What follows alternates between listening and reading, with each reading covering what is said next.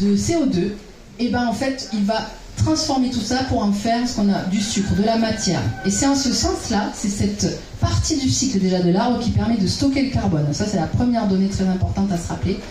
Qu'est-ce que ça veut dire quand on dit les forêts stockent du carbone? C'est parce qu'elles puisent du carbone pour en faire de la matière, carbone qui est dans l'air. Et en faisant ça, elles rejettent de l'oxygène. Mais elles rejettent aussi, pour pouvoir alimenter cette pompe, parce que là il y a de la sève brute qui monte, il va falloir aussi qu'elle redescende. Vous comprenez bien que ça ne peut pas monter éternellement. Donc il y a un cycle dans les arbres, dans les plantes. Et cette sève élaborée, du coup, qui redescend, chargée en sucre, alimente tout l'arbre. Et pour faire ça, il y a de l'évapotranspiration qui va faire ce moteur. Et quand je vous parle de ça, vous me dites, bon, d'accord, peut-être, mais est-ce que c'est si important? Oui, c'est très important cette évaporation. Vous allez voir le pourcentage tout à l'heure.